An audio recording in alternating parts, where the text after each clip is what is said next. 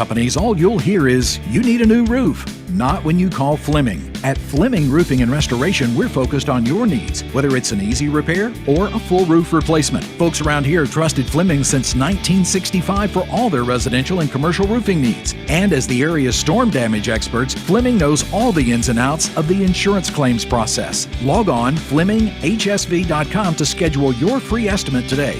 Fleming Roofing and Restoration. We show up. 4% cash back on dining out. Or in. 4% back on entertainment. Or on popular streaming. And now, 3% back at grocery stores so you can make the cake that makes her day. Happy birthday to you. So earn unlimited cash back for going out or staying in with the Capital One Saver Card. Capital One, what's in your wallet? Terms apply. See CapitalOne.com for details. DoorDash here with Summer of Dash Pass. Right now, Dash Pass members are taking $10 off groceries, alcohol, pet food, and more. Need a nightcap? $10 off. Got a cough? Get relief delivered for less. Want to surprise your crush? Send a gift and save. Try Dash Pass for free and get special savings, exclusive menu items, and $0 delivery fees year-round. Get more from your neighborhood now with Dash Pass in the DoorDash app. And stay cool. WZZN, Union Grove, Huntsville, Alabama. 97.7 ESPN, The Zone. From the WZDX Pinpoint Weather Center, I'm meteorologist Emily Owen. For this Monday, expect a partly sunny sky. High temperatures will be topping out in the mid to upper 80s for the afternoon. We could also see a few isolated showers pass through. For your Monday night, expect a partly cloudy sky. Low temperatures will be falling into the mid 60s for the overnight. I'm meteorologist Emily Owen on your home for ESPN Radio 97.7 ESPN, The Zone. This is Brent Musburger's Action Update. Simple Green is perfect for making your auto, RV, cycling, boating, and other sporting equipment look like new. Visit them at simplegreen.com. NFL, the Falcons currently at plus 10,000 odds to win the Super Bowl in the upcoming season. The Chiefs, the odds-on favorite at plus 500. The defending champion Bucks at plus 650. The heavyweight title to be decided at UFC 265 this Saturday, August 7th. Derek Lewis will face Cyril Gane at the Toyota Center in Houston, Lewis's hometown. He comes in a plus 255 underdog. Gane, who comes at a 9-0 at minus 335. The United States will face Spain in the semifinals of the men's basketball tournament at the Tokyo Olympics Tuesday. They finished second in their respective groups. The U.S. a 12-point favorite, minus 800 moneyline, Spain plus 520. I'm Trey Westerberg, 97.7 ESPN, The Zone. Log on today, 97.7ESPN.com.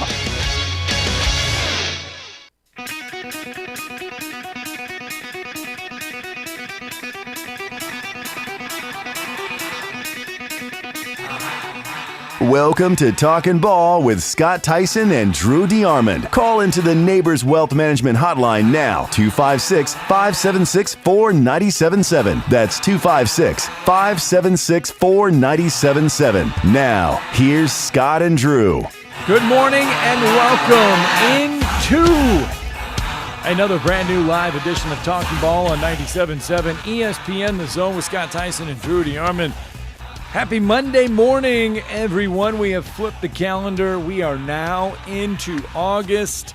Safe travels into work. And if you're headed to school this morning, safe travels back to classes. I know we do have, I think Lincoln County starts today. I believe the city and the county around our areas here will start back on Wednesday. I believe that is when everybody gets going. So safe travels wherever you may be headed on this Monday.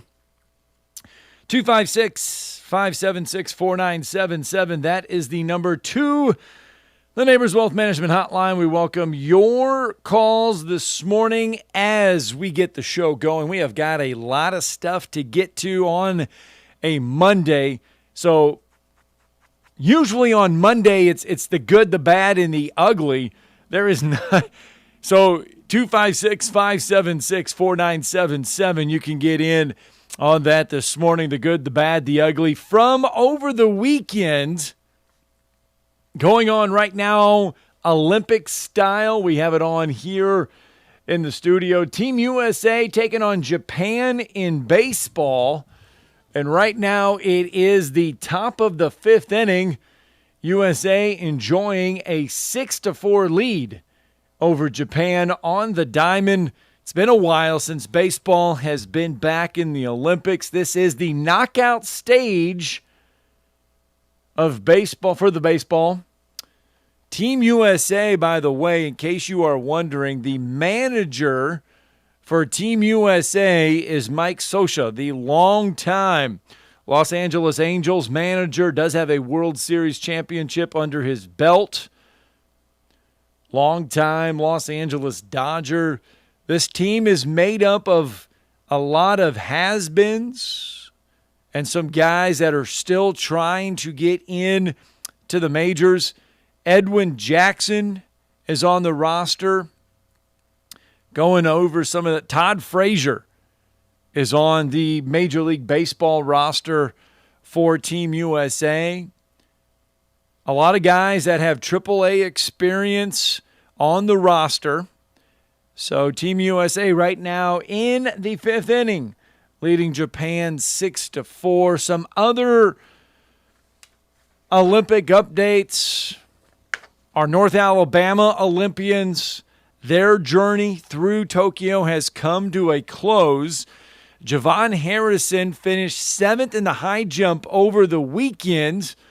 Yesterday and on Sunday competed in the long jump.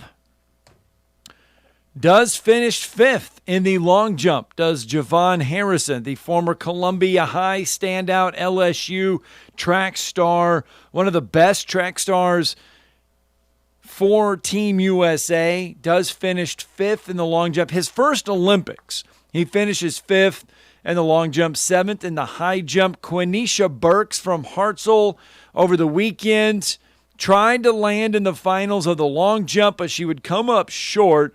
So again, our three Olympians, you had Zach Harding in the pool, Javon Harrison on the track, and Quenisha Burks on the track.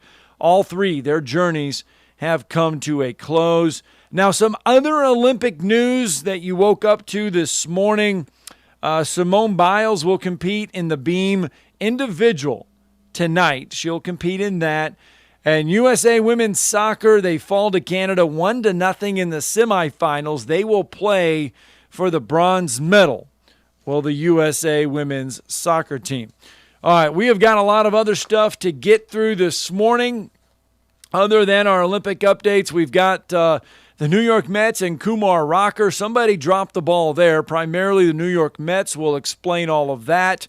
The college football playoffs look to be a lock for 12 teams, but after the SEC adds Texas and Oklahoma, one Power 5 AD says, let's hit the pause button on the college football playoff talks.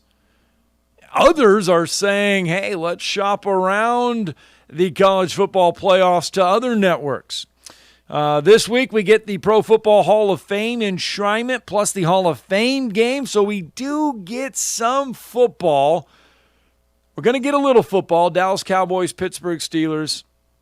How many Hall of Fame, though, inductees in the Pro Football Hall of Fame have won the Heisman Trophy? It coincides with this year's induction. Ohio State signee or commit at this point. He's a signee. Quinn Ewers trying to make a decision that could change college football. He's a commit right now, could be a signee. We'll explain all of that. And is it a trend that we could see in college football? I don't know. Plus the NCAA. Always love it when we get to throw the NCAA into a show.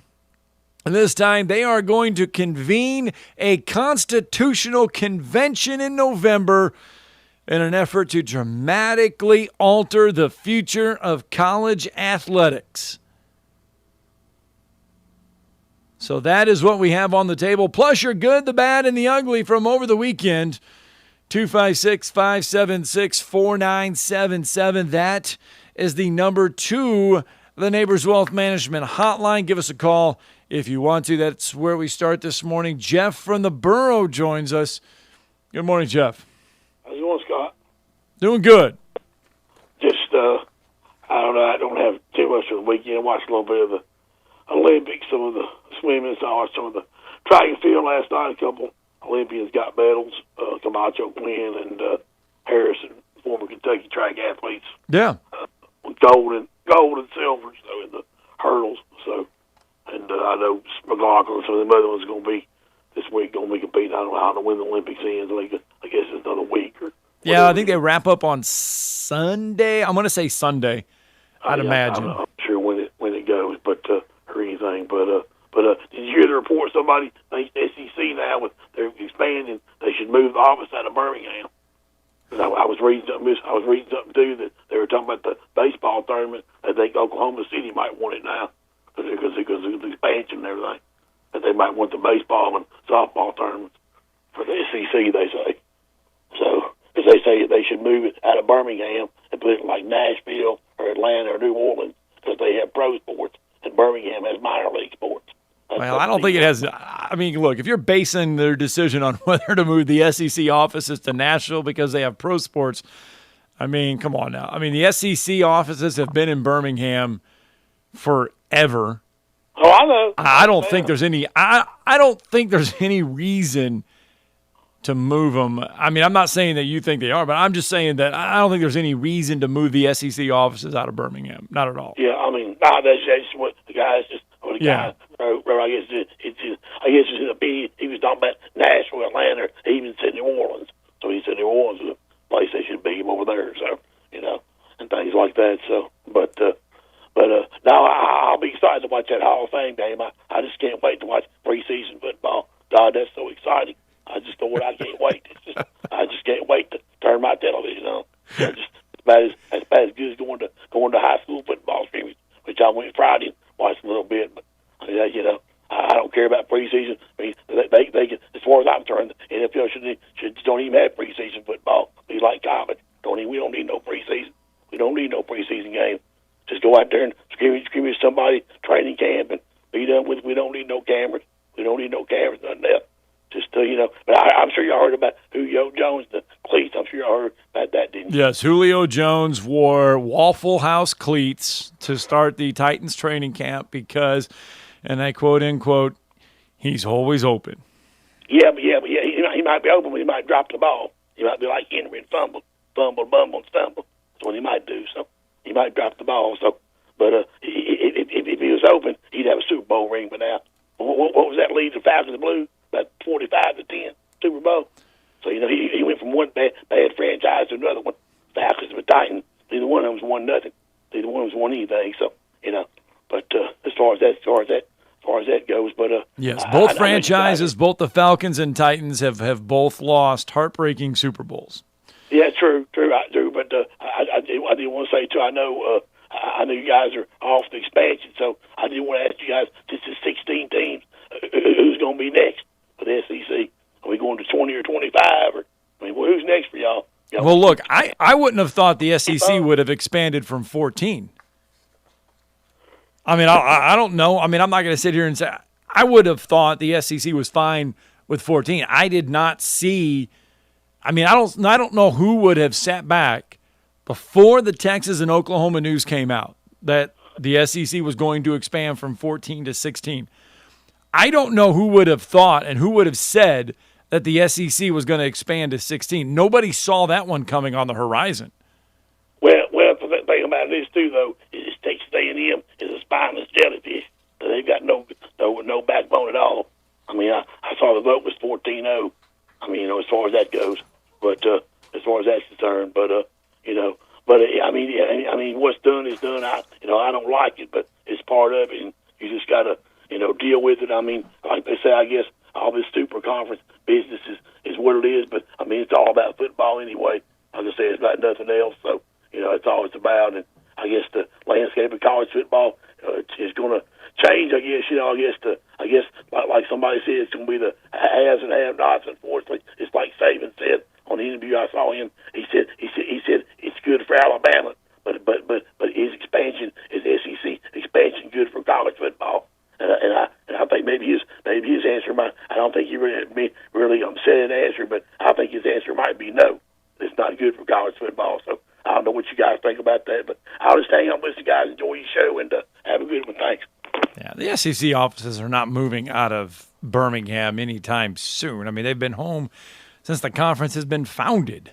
They're not going anywhere. No, I wouldn't think so. And then softball-wise and baseball-wise, I mean, Oklahoma City's both, have hosted Big 12 tournaments and, of course, the Women's College World Series in softball. But, I mean, I'm sure those venues may be taken advantage of, but I wouldn't anticipate just because Oklahoma and Texas have joined the league that they're going to be permanent homes for the event. Certainly Hoover wants to keep it. They've kept it for many, many, many years. They have a great setup there. But it is going to come down to money. I could see the baseball tournament eventually leaving Hoover. Eventually, I could see it. I could see it being moved. We'll see. I mean, but they do have a great setup there. They have a ballpark that's there year round. They have the SEC experience that'll hopefully be reopened next year, and so they've got a really nice setup there in Hoover, and it's centrally located. Oklahoma City really is not. And so, and again, but it will come down to the money and how aggressively they bid. But I would think that Hoover would have a really good shot of retaining that. And then softball-wise, it's always moved around a little bit. I don't know that they're going to try to find a permanent home for it. I think, to be honest with you, they ought to just continue to have the Women's College World Series there. And, yes. And continue to rotate softball. Yeah, you like it with the conference, or whoever wins used to be whoever won the regular season, but they kind of rotated around now. Every team gets a chance to host it every year. All right, 256-576-4977. Jeff's excited for the Hall of Fame game on Thursday or this week. And preseason sucks. Yeah, it's NFL preseason football. It sucks. I mean, like I say, it's not real football. You see the starters 1 or 2 series. They're not going to play them very much because they don't want to take any chances on injuries, even though injuries still happen in practice, and even especially the non-contact ones. But we've already seen enough with Dak Prescott having a shoulder issue. There's been a foot issue. Certainly with Carson Wentz in Indianapolis, so there's still injuries happening, but the preseason is just not very good. Now, we didn't have it last year. I do think it's a necessary evil because you do need to scrimmage and get your timing down from a certain degree, but the preseason, I think, has always been too long, so we'll see what happens with that. But again, it's great to have football back, but I'm not overly excited about the Hall of Fame game. All right, so baseball news. This stuff really kind of hit the headlines yesterday. It was leading into it. You knew it was headed this way. But the New York Mets, who put up a billboard of Kumar Rocker after they drafted him, did not sign him. So Kumar Rocker, the 11th pick in the 21 draft, will now be basically sidelined. He's going to forgo his year at Vanderbilt, and he's going to start his pro career, but it won't be with the New York Mets. It'll probably be independent baseball. But the Mets and Kumar Rocker do not agree on a deal, so no Kumar Rocker to the Mets. Yeah, and of course there was speculation that he could go back to Vanderbilt and pitch his final season, but as they've said, he's not going to do that. He's basically going to work out and try to be a first-round pick the next year.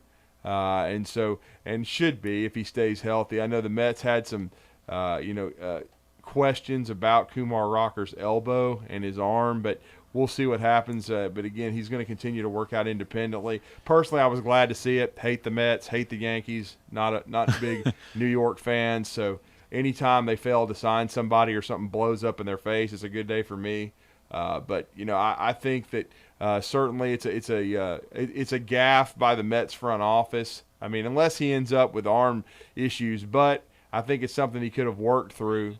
But again, I'm glad to see Kumar Rocker that is not going to be a Met and ended up basically being a wasted first-round pick for their organization. Well, his agent is Scott Boras, Boras put out a statement saying that Rocker is healthy according to independent medical review by multiple prominent baseball orthopedic surgeons. Immediately upon conclusion of his collegiate season, they had an MRI on both of his shoulders and his elbow, When compared with his 218 MRIs, the medical experts found no significant change.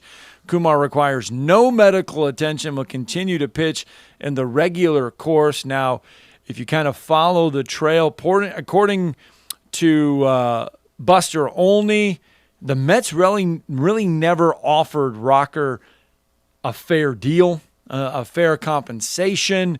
And they say that probably in the collective bargaining agreement this next time, if this doesn't happen again, if this happens again, the player won't have to sit out a full year. They'll become a free agent and be able to sign with any other team rather than have to sit out and then be drafted again the following year. So that's the latest with Kumar Rocker.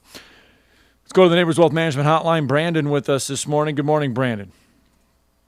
Gentlemen, good morning. Hope y'all had a fantastic weekend. Scott, how was the beach? Yeah, I wish I was at the beach. Plenty of water, but no beach. Well, I got to come to Huntsville Friday, and not just the outskirts of what I thought was Huntsville, but actually get into the downtown Madison area. Wow, it is a lot bigger than I thought it was. A lot of respect for Huntsville, because I did not think it was that big, and it's expansive. Really, really nice city. Was really impressed. Not really been there since I was an adult, and I think y'all got Birmingham beat. I really do. I was more impressed with Huntsville than I ever have been Birmingham. So, you guys said last week or week before last when y'all were at SEC Media Days that you like doing it in Hoover better than you do Alabama. I mean, Hoover better than you do Atlanta. Yes, sir. I'm not following on that one. What does Hoover have to offer that Midtown Atlanta does not? See, I like it in Atlanta. I do. I do like it in Atlanta. I didn't like the setup, didn't like the way they had the radio row. Basically, it felt like isolated from everybody else. We were in a room that you had to walk to get to. It wasn't one of those things where you go down the escalator in Hoover and you basically you take a right and then you're right on Radio Row. You had to walk basically outside of the building and weave your way through and then go through the front entrance of the College Football Hall of Fame. It was neat having the main room in the College Football Hall of Fame. That wasn't an issue, but it was an issue where they put the radio crews. And to me, they've got to do a better job and lay that out more efficiently than they did the last time. It was not good. I thought they had y'all set up at the Omni Hotel and had y'all like in the premier room in there, so they did not. Yeah, we were at the Omni. We were down, but we were down like in a basement. We were down on the ground level there, but you kind of had to weave through to get to the College Football Hall of Fame. Exactly. Oh, okay. So I thought they had y'all set up in the big plaza room and all that and had it real dolled out for you. Yeah, we were in one of their rooms. I forget what room it was in, but yeah, we were right in there. As soon as you walk in on the conference room level, we were down in their ballrooms there. Over the weekend, wife's friend of mine who teaches gymnastics for a living showed me a little bit of a spill roll of what happens when gymnastics gone bad. So I'm a little less down on Simone Biles after seeing some people that didn't exactly nail it, have to go to the hospital and get their neck worked on, get their shoulder worked on because they didn't stick the landing, so to say, with their feet. They more stuck it with their head. Never really have paid that much attention before to crash landings and bad stuff because I guess you don't usually see a lot of it on TV. Most of the people that do it on TV, they nail it. You never see them come up bad and come down, but I got to see some of it over the weekend. So I guess I'll walk back some of my internal thoughts I had about her kind of bombing out and not doing it because maybe she's lost her nerve and maybe you can really get bad hurt if you just don't have yourself lined up and doing it right. And a friend of mine's son, Reese Fountain, QB1 at Rome High School, got to come to Alabama this weekend, got to meet Nick Saban, and when he left, I talked to him last night, and he told me, he said, man, he said, I met a guy while we were out doing stuff. He said, it's some quarterback camps, Walter Nolan. And that's a name I've not heard until the other night, and I looked him up. And I wanted to ask Drew what he knows because apparently this guy is a beast. He could be the number one player in America. He could be definitely the number one defensive lineman. but he's going to be on his third or fourth high school, as he's not going back to Cordova, Tennessee. The last I've heard, he was going to enroll at Powell High School in Knoxville, Tennessee. And, of course, Tennessee has made a run lately with Rodney Garner, trying to get him in that class. They've also offered his two brothers. There was some thought he might end up at IMG, but that didn't happen. Certainly Alabama is very much in the race. Georgia is as well. I mean, I know that recently, and I don't know how much credence you can put into it, he had a top 5, because I've seen Anaya White from Philadelphia. I think he's released a Final Four 2 or 3 times. And so, a lot of these recruitments become circuses. We'll see with Walter Nolan. I am always hesitant when a young man goes to multiple high schools, like 3 and 4 of them at a time. I think earlier in his career, he was from the state of Mississippi. He was in the state of Mississippi. So he's been on the move quite a bit, but he is a very, very good football player and somebody that Alabama is very interested in. And probably, regardless of position, even if he's not the number 1 overall player, he would probably be top 5. Very nice, very nice. I was looking for some inside info on him. I hadn't heard about him, but I was told that it seemed that he had been somewhat of a problem with coaching staffs moving from school to school. Yeah, was looking for confirmation of that, and I know that's something Saban's not a fan of. So, probably be nice to have the talent if we could have the better attitude. So, man, I hope y'all had a great weekend. Go out here and have a great day. Love the show. Catch y'all later this week. All right, thanks, Brandon. Let's get our first break in. And speaking of high school football recruiting, let's take a break. When we come back, we will talk some high school football recruiting with the National Director for Sports Illustrated, John Garcia Jr., set to join the show.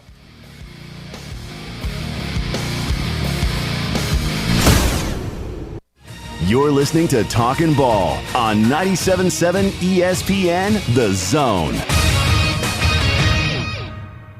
Got a lot of fog around this morning. You're going to have to deal with that, especially if you got a long way in. That's going to slow you down a bit. Everything else looks pretty good. I don't see any wrecks or stalls or traffic signal problems. You be careful on your ride in. Maybe we can keep it that way. Expert heart care backed by advanced technology. When you need cardiac care, you need the heart doctor. Dr. Randall Burns and the team at Huntsville Heart Specialist. Captain Nick in the 72 and Jeff Popeye Skywatch Traffic Center. Listen to the Tom Abraham Show. And he loves fishing. I'm going to tweet this out. I've never seen you fanboy as hard as you did today, so congratulations. I love this guy. You kept your composure, but I know you fanboyed pretty hard. I did. Yeah, no doubt about it. I mean, I'm not even a little bit not going to say that. I mean, that to me is, that's, broadcasters are a thing for me. Listen to the Big Dog, weekdays from 10 to noon on 97.7 ESPN The Zone.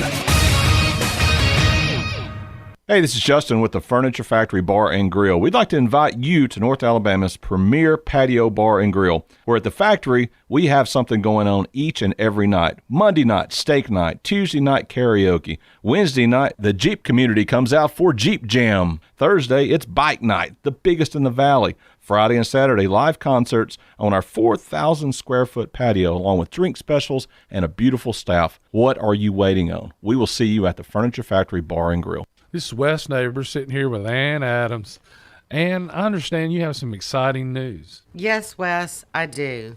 Berkshire Hathaway Home Services was just recognized in the 30th Annual Harris Poll Equitrin as the Real Estate Agency Brand of the Year and the most trusted real estate brand. That is awesome news, Ann. Great companies in Huntsville, Alabama, winning awards is what we want. Is it a great time to list your home? Yes, it is. The inventory is low and the market is heating up. And I understand you're also looking for agents. I am. We are so busy, Wes, we need agents to keep up with the demand. Ann Adams and Rise Real Estate has been doing business in North Alabama for the last 35 years. If you want to do business with someone you can trust, she has been writing contracts since she was 9 years old. Call Ann today at 256-337-2625. This is Wes Neighbors talking to Chris Haygood of Bob Wallace Appliance. Chris, what sets you apart from other appliance dealerships? Wes, these appliances are going into the most used room in your house, your kitchen. The way we have these appliances displayed, it's easy for you to visualize how they'll look in your home. Wes, what sets us apart is the people. They're well trained. In fact, they live and breathe these appliances. And if you need service, you'll really appreciate our parts department. Contact Bob Wallace Appliance at 256-533-2121. Are you in the market for a recreational vehicle? Do you want to get out and see more of this beautiful country? Well, imagine hearing the laughter of your little ones enjoying gooey s'mores by a cozy campfire and making lasting memories with your friends and family from the comfort of a new camper. We can make your dreams come true at Hall's RV. With over 15 years in the camping business, we know how to get our customers into the perfect camper. We have several models and floor plans here for you to choose from, both new and used. We're family owned and operated with fantastic deals and great service. Everyone wants to work with people they can trust, so come on down to Hall's RV and get the deal of a lifetime. We'll treat you right and get you on the road in the camper of your dreams. Visit us on Highway 431 in Albertville. Hall's RVs, where we sell fun. Or see us on the web at www.hallsrvsales.com. Leaving his mark on sports talk radio with a paddle. Thank you, sir. May I have another? Join West Neighbors weekday afternoons on The Drive, 97.7 ESPN, The Zone. This is Chuck Oliver. Listen to me coming up at noon today. Now, back to Talkin Ball with Scott Tyson and Drew DeArmond on 97.7 ESPN The Zone. All right, 7:30 on the dot. Welcome back to Talking Ball on 97.7 ESPN The Zone. It is indeed time for us to bring in our first guest of the morning on the program as we do talk some high school football recruiting, Alabama football recruiting, and no one better than our first guest of the morning. Exactly. He's the National Director of Recruiting for Sports Illustrated at SI All-American. Still very involved in the state of Alabama, too, with Yellowhammer football also. But he does a great job as a recruiting analyst. Gets a lot of time on the road. Sees a lot of these kids in the camp setting and also these combines, and really does a great job of evaluating players. And so we always enjoy catching up with our next guest. And he's with us on the Neighbors Wealth Management Hotline this morning, and that's John Garcia Jr. John, welcome back to Huntsville. You're with Drew and Scott. Good morning. How are you? Hey, good morning, fellas. I'm doing well. How about you guys? Doing good. Doing well, man. Some big news coming out of the weekend for the University of Alabama. Dane Shore from the state of Georgia, but he spent some time at IMG Academy last year before an injury sidelined him. He's an interesting situation, John. Not a lot of film of this kid really since he was a sophomore, but an offer list that was very lengthy and a big commitment for Alabama along the O-line. Look, yeah, Dane Shore isn't the sexiest name on the Alabama commitment list at this point, and he's not the most well-known name on the commitment list at this point. But when you look at the measurables, 6'6", over 300 pounds, you look at the early samples of his varsity tape, which came as an underclassman, as you mentioned, and then you factor in what he was able to do when healthy this offseason, you piece it all together and you see the makings of a very interesting offensive tackle prospect. He went to Alabama and camped personally with Saban, with Doug Marrone, and that was really when you saw the interest ramp up from the Alabama perspective. I think early on it was kind of a measurables, let's keep an eye on this kid kind of offer. But once he got back to campus this summer, which is what we're seeing very consistently with the Alabama evaluations in this class of 2022, Kobe Prentice, some of these other guys that have committed recently, the camp effort really validated a lot of the interest from the Alabama side.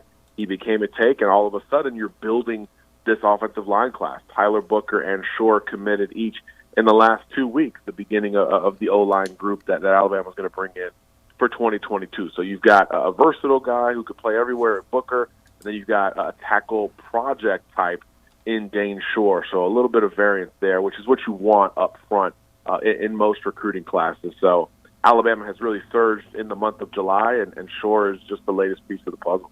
Yeah, and with Shore, I wanted to ask you about. I know we talked about his lack of film, and then but he went into the camp setting in Alabama and certainly validated his offer from them. Has he been a guy that you've been able to see in any other kind of combine setting, or has it just been one of those things where he went to individual collegiate camps?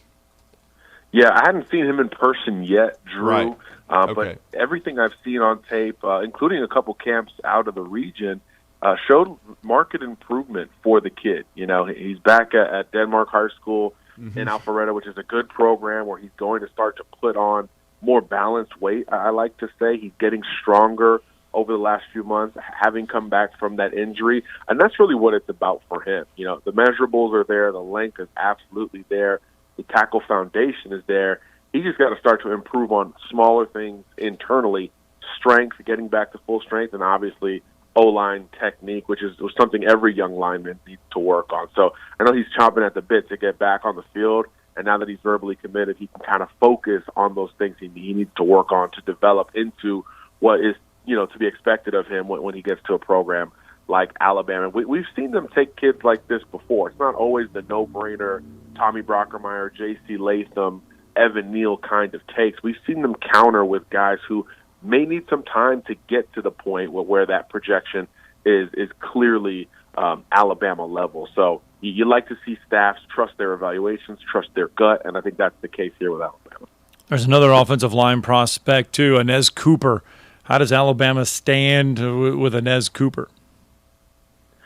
Well, this is an interesting prospect. He's dropped about 30 pounds since I've seen him. I saw him at a Dex Preps camp in Birmingham, or in Montgomery, I should say, in April, and he was the most dominant prospect in attendance, but just such a massive human being who was just hard to get into. Any pass rusher who got near his chest was kind of locked up, you know, real barrel-chested, wide-bodied cat.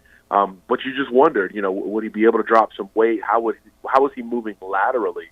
And he's really addressed that in the last 3 or 4 months.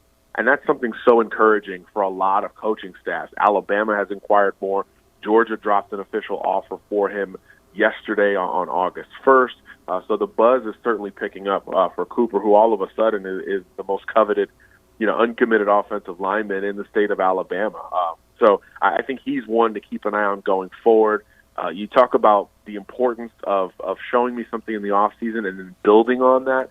A lot of programs are going to watch this kid's first few games of his senior season there at Pleasant Grove for head coach Darryl LeBeau to see what he looks like, how he's progressed on tape versus just in person, where he's clearly dropping the weight. This is, you know, every year there's a few offensive linemen who really hit their ceiling from a commitment perspective, and I think Cooper's doing it at the right time. He's at a good program, and he's going to be moving all over that offensive line, just like he did last year. So I think his first 3 games are vital to find out where he's going to go at the next level. But even as it stands right now, as we mentioned, Bama's interested, Georgia's offered, Ole Miss is in here, Georgia Tech has been involved for quite some time with Coach Brent Key. So I think it's a good situation for him, one of the great senior riser stories in the state. Yeah, no doubt. And then there's another kid in state who, of course, is from Faith Academy, and he's committed to Florida. And you've made the statement that it could be the Gators' most significant recruiting win right now, should they be able to hold on to his commitment. But you saw him at the Friday Night Lights camp. Yeah, my first time seeing Shamar James in quite a while, and talk about another kid maximizing his time. Last time I saw him, I thought, well, he's a hybrid. Maybe he's a nickel, outside backer, coverage backer kind of kid. But now he's 6'2", 215, and a solid 215. But he still has those hybrid skills that make you wonder just where he's going to play at the next level. But linebacker is the expectation at this point. And there was no better defensive prospect at that Friday Night Lights camp than Shamar James. From drills to warm-ups to stretching to competition to one-on-ones, he was the guy who commanded attention, and it was just one of those things that when you pair with his tape, which has him playing all over the place at Faith Academy, and he's going to do that again here in 2021, you start to wonder if he's maybe one of the better couple prospects overall in the state of Alabama and really the South. He's going to be a top 5 linebacker for us once those rankings crank out later this week. We absolutely just love where this kid's game is right now, where it's headed. He's starting to develop the intricacies of the position combined with that natural athleticism to turn and run with a slot receiver or a running back, turn and go with a tight end coming underneath, and plenty of ball skills and natural instincts in coverage. So you throw that in with his physicality, and all of a sudden he's one of the more intriguing defensive prospects nationally. And I think that's why it's a huge get for Florida out of the state of Alabama. And another reason why Alabama is still going to recruit him, Shamar told us, Pete Golding told him, Alabama's going to recruit him the entire way. So certainly not all over. James does say he's very solid to Florida. He's visited twice this summer, was recruiting for the Gators while he was on campus, but Alabama has told him that they're going to stay on him the rest of the way. So you just never know, and that's something that we're definitely going to be watching over the next 4 or 5 months. Nye White cut his list down, and Alabama remains part of that, but as does A&M and Ohio State. Yeah, Georgia as well. I mean, this is a heavy hitter recruitment for a truly intriguing edge prospect. You know, we talked about Dane Shore not having a ton of tape out there. Nye White is in a similar category. Again, everyone dealing with some kind of repercussion from that condensed 2020 season, and he was no exception up in the Philadelphia area. But, man, you talk about twitch off the edge, that first step, that bend that you want to see at the beginning of an edge prospect evaluation. White has all those things. It's just a matter of a little bit more tape, filling out a little bit more. But you can see why every big-time program in the country wants him on their commitment list. And he took a ton of visits this summer, and now he's going to be able to focus on his Final Four, as you mentioned, Ohio State, Alabama, A&M, Georgia. So heavy hitters in the SEC, and obviously everybody knows what Ohio State's been able to do in terms of recruiting pass rushers and developing pass rushers towards the NFL. But this is a Will Anderson type of prospect. So, again, you know, to put some perspective on why this is a big deal for Alabama to still be in the mix, you know, edge rushing is one of those positions that we haven't seen Alabama accomplish a lot at so far in this cycle. You do have Jeremiah Alexander, who's the number 1 edge, but beyond that, a lot more front 7 guys from a conventional perspective against a pass rusher type like a Nye White. The Nye White's much longer than Alexander as well, so would certainly be a big get for anybody, but Alabama included. And I want to kind of piggyback off of that. If a Nye White should go to Ohio State or, perhaps, end up elsewhere, Georgia, we know, that his recruitment seems to be winding down. If Alabama isn't able to secure him, do you think they could even take it to the next level with Shamar James? I do. I mean, not that James is watching any commitment lists or anything like that, and right. Alabama's going to recruit him independent of who they get or don't get. But yeah, it would put more emphasis on needing a guy like James. He's not a classic edge, but we've seen Alabama take guys who are maybe more suited to be traditional off-ball linebackers and allow them to rush the passer on third down. Whether you go back to Rashaan Evans, we saw it a couple years ago with Dylan Moses. C.J. Mosley did it. I mean, so that could be a role for Shamar James should he end up in Tuscaloosa. It won't be an easy battle, but certainly something that you could see develop. But there's a lot of top pass rushers still among the uncommitted. You know, Amario Bohr from Texas is one of the best in the country. He recently visited Alabama. Kenyatta Jackson out of Chaminade Madonna. You know, that's an Alabama-Ohio State battle. So it seems like it's the same few teams we're talking about here: Georgia, Ohio State, Alabama, A&M. So they're going to shuffle the deck, and you theoretically peg one of these elite rushers to each of these programs. So it's going to work out. It's just a matter of who, like you said, and White is certainly one of the more interesting ones who could be doing something sooner rather than later. Ohio State lost a cornerback commit over the weekend, Jaheim Singletary, one of the top cornerbacks prospects in the class. Where might he end up? You know, he visited Miami for their big pool party over the weekend, and I know to the casual recruiting fan, I'm like, what? Yeah, Miami is – everyone's throwing barbecues. Miami's like, yeah, we'll throw a pool party. So it's a great way to cap the off season, kind of the visit window, right? It's August. Everyone's focused on their current teams, so high school players are focused on theirs. colleges are getting ready for camp, but they did have a big event over the weekend, and Singletary showed up. It was the second visit to Miami of the summer, so you kind of felt like a decommitment could come soon. We didn't maybe expect it on Sunday, but Singletary did tease that out early Sunday morning to get some of the speculation flowing. But it's not just a Miami situation. Ohio State is still going to swing for this kid. He's the number 2 corner in the country on SI All-American.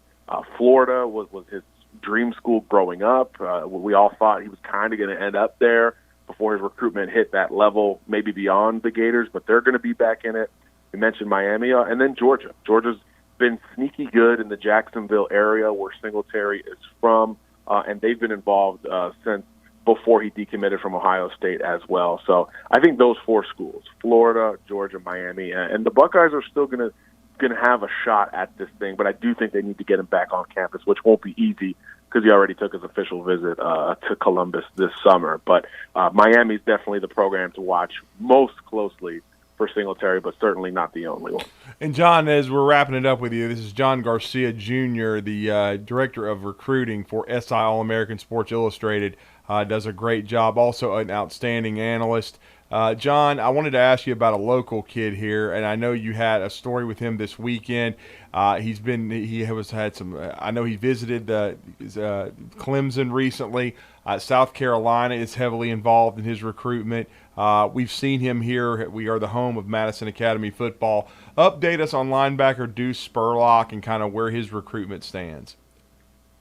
Yeah, one of the kind of like Inez Cooper, a strong in-state riser over the last 6 months or so. South Carolina just jumped in with a scholarship offer. Syracuse before that. Michigan, Mississippi State before that. As you mentioned, he took some visits, including Clemson, in this summer visit window. And this thing's apexing in a hurry, not only with his options, but with his timeline. He wants to be committed before the Mustangs kick off their first game, which I believe is August 20th up there. So he's got about 2.5 weeks to figure this thing out, and he was talking over the weekend about kind of being overwhelmed because he continues to get options late in the game. So you just wonder how that will factor in. Will he maybe commit to a school he's never visited? That's something that we've seen a lot in this sort of pandemic era of college football recruiting. So he wants to get something done sooner rather than later. I do think Mississippi State is in good shape. Syracuse made an impression with their offer, but now South Carolina in the SEC, presents something else. So I think Deuce Spurlock's in a very good situation, but I think he's a little stressed right now, and it's certainly understandable, but certainly a good problem to have overall for a kid who's really picking up steam. And you just wonder if he makes a commitment and continues this trajectory, if Clemson does drop that scholarship offer or another program drops a scholarship offer, what does that do to his recruitment? You have to take a look when a program like that jumps in. So Spurlock wants to commit this month. I expect it, but I'm also curious to see how he comes out of the gates for Madison Academy. He'll be their best player, a lot of eyes on him. Does that change his recruitment even more? So certainly one to watch. Well, great stuff from John Garcia Jr. as always. Great intel along the recruiting trail, and it never stops, especially this time of year. John, let everybody know how to connect with you guys. And I know you just launched, a really nice SEC message board as you continue to expand the recruiting coverage for SI All-American. Yeah, kind of getting back to my roots a little bit. It's called SECHangout.com. It's totally free. It's just another place to drive more specific conversations. So pop on there, sign up for an account, ask me questions. I'm on there hanging out all day, and we could really chop it up and catch up on recruiting or really whatever else for the entire SEC. So excited about that. But as usual, more free content on SIAllamerican.com. Big week for us. We're dropping our top 25 class rankings today. Alabama made a big jump, as you would imagine. We're unveiling our player rankings, including the number one player in the country, tomorrow. Full SI 99 rankings on Wednesday. So certainly keep an eye on SI All-American all week. A lot of news to share. Thanks, John. Thanks, John. Thanks, fellas. All right, John Garcia Jr. helping us get to break. When we come back, we're going to wrap up hour number 1 of Talking Ball here on 97.7 ESPN, The Zone.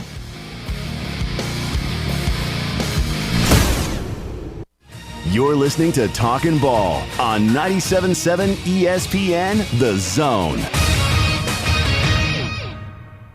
Got a lot of fog around this morning. You're going to have to deal with that, especially if you got a long way in. That's going to slow you down a bit. Everything else looks pretty good. I don't see any wrecks or stalls or traffic signal problems. You be careful on your ride in. Maybe we can keep it that way. Expert heart care backed by advanced technology. When you need cardiac care, you need the heart doctor. Dr. Randall Burns and the team at Huntsville Heart Specialist. Captain Nick in the 72 and Jeff Popeye Skywatch Traffic Center. Take your taste buds back in time with a trip to the all-new Bubby's Diner, offering a variety of mouth-watering food, from delicious starters to 50-style diner food and meat and 3 meals, featuring owner and Huntsville native Chris Bubby Belcher's family's homemade recipes. Open for breakfast, lunch, and dinner at 8412 Whitesburg Drive in the former Gibson's Barbecue. And you can enjoy $50 worth of delicious Bubby's Diner food for half price with this week's Zone Deal. On sale now online at 977ESPN.com. McCurry Motors is your car and van rental headquarters. You can rent the vehicle you need today. Family in town, sporting event, church function, no matter what your need, McCurry Motors has you covered with a wide selection of cars and vans available for rent. They have 12-passenger Mercedes Sprinter vans, 12-passenger Ford Transit vans, 15-passenger Ford Transit vans, and 15-passenger Chevrolet Express vans. They have 2 locations, Highway 72 in Athens or Max Luther Drive in Huntsville.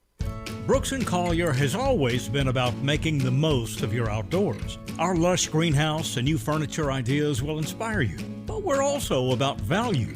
Our brands are so handsome, they'll make themselves comfortable inside or out, and so well made, they'll weather the weather for many years to come. Our staff can consult you on the right choices, and Lucy for sure can show us the sofa that's the most comfortable. Make the most of your outdoors. Meridian Street and at brooksandcollier.com.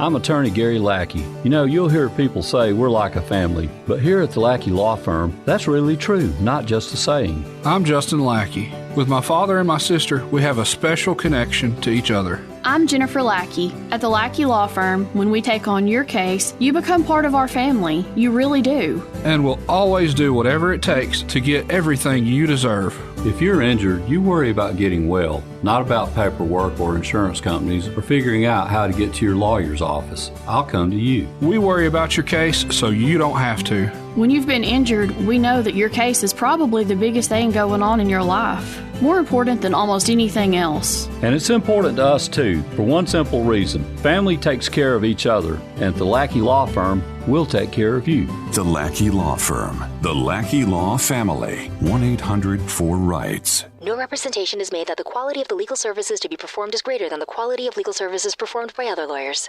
When you call most roofing companies, all you'll hear is, you need a new roof. Not when you call Fleming. At Fleming Roofing and Restoration, we're focused on your needs, whether it's an easy repair or a full roof replacement. Folks around here trusted Fleming since 1965 for all their residential and commercial roofing needs. And as the area's storm damage experts, Fleming knows all the ins and outs of the insurance claims process. Log on FlemingHSV.com to schedule your free estimate today. Fleming Roofing and Restoration. We show up. This segment of Talkin Ball is brought to you by University Kia, the #1 volume Kia dealer in the state of Alabama. Located online at universitykia.com.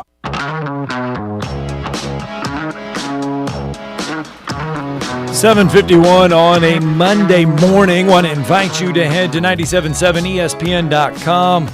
That's our website. Everything here at 97.7 ESPN The Zone. If you want to, click on Zone Deals. That'll take you to the best half-off deals throughout the Tennessee Valley. You can get $50 worth of food for $25 to Bubby's Diner right now, located right along Whitesburg Drive. You can also catch up on some of the news and notes. There's a full recap of SEC Media Days in there, as well as some other great stuff going on. 97.7 ESPN.com. Speaking of going on right now, Drew, Team USA on the diamond, taking on Japan, top of the 7th. Team USA leading 6-5. Runners at first and second with 2 outs for Team USA, trying to add to that lead. Yeah, really trying to holding on for dear life a little bit right now. Japan's made a push and cut it to 1, but as you said, Team USA led by Mike Scioscia. And, you know, a lot of guys that, are trying to hang on in Major League Baseball, maybe use this as a springboard to get another opportunity. they're trying to get a big win here and stay alive to have a chance to win a gold medal. Reed Detmers, the former Rocket City Trash Panda standout, made his Major League debut over the weekend as well.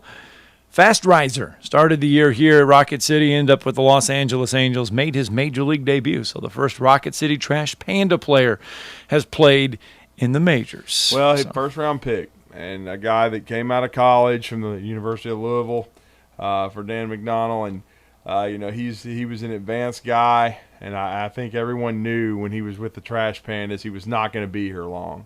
And I think we had a Steve Moulton sighting at the Toyota Field last night as he was checking out some Trash Panda baseball. I have yet to get out there. I'm guilty as well. I have not been out there. My wife said last night, she goes, I do want to go out to a trash. She has not said it all season. She goes, I want to go out to a Rocket City Trash Panda baseball game. Right. And I said, okay. I said, we'll work on that. We'll try to make that happen. So yeah.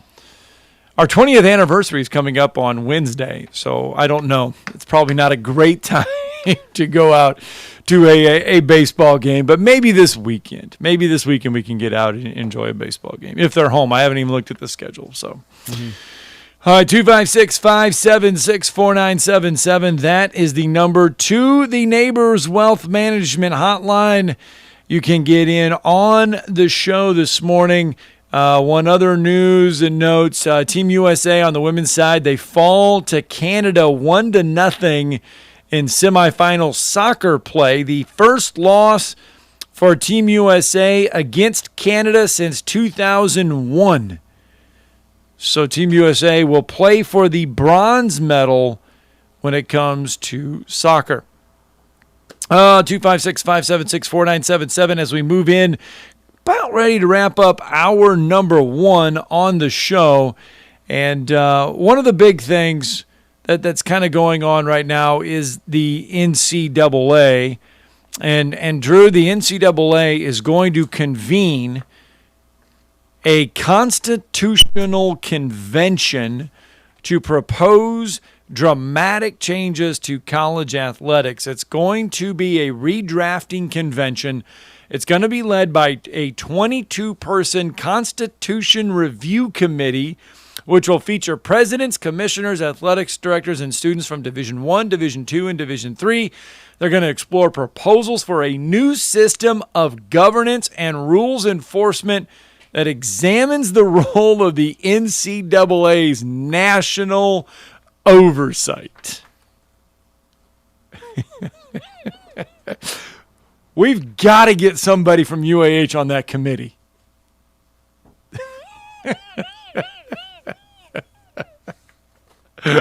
They're going to have a action on the proposed changes is expected at the NCAA convention scheduled for January. So they're going to have this committee. The committee is going to make all these suggestions. And then they are going to, the final proposals will be submitted to the NCAA Board of Governors by December 15th. They'll be voted on at January's convention. Sounds fun. An overhaul of the NCAA. You think?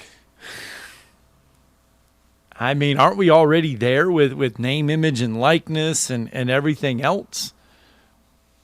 It's hard to say. I mean, I guess we are. I mean, it's definitely changing, but the NCAA has always been asleep at the wheel. Everything's always been reactive and not proactive, and it was with name, image, and likeness as well. They can't seem to get out of their own way. I mean, I call them the NC double dumb for a reason. So I mean, it's just they've got so many archaic rules, and then the way they handle situations is just amazing. Sometimes I think the ineptitude of how they handle things, and to be honest, they're how arbitrary they are. I think they protect some schools, and then other times they slam others to make examples of them. Yeah. But again, we'll see. But certainly, the NCAA does need to be, I think, reformed. I mean, we heard what Jake Wimberly's idea was. It's basically to break away from the NCAA and create another, governing body, and we'll see what happens. I would think the NCAA would want to hold on to these Power 5 schools as long as they could because of the cash cow that is the NCAA basketball tournament, but we will see. They did acknowledge, Mark Emmert did acknowledge that the Constitution could create rules that are different for the biggest and smallest schools within Division I.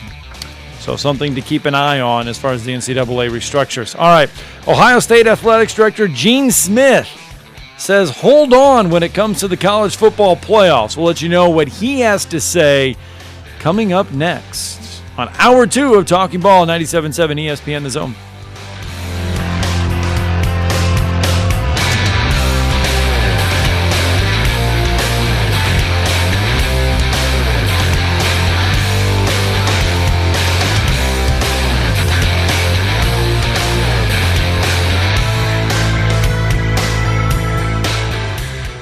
This is Wes Neighbors talking to Chris Haygood of Bob Wallace Appliance. Chris, what sets you apart from other appliance dealerships? Wes, these appliances are going into the most used room in your house, your kitchen. The way we have these appliances displayed, it's easy for you to visualize how they'll look in your home. Wes, what sets us apart is the people. They're well trained. In fact, they live and breathe these appliances. And if you need service, you'll really appreciate our parts department. Contact Bob Wallace Appliance at 256-533-2121. Hey friends, Eli Gold here for Environmental Comfort Systems. If you're concerned about the air quality inside your home, give my friend Rick Smith a call at Environmental Comfort Systems. Their indoor air quality systems remove 99.9% of indoor air contaminants.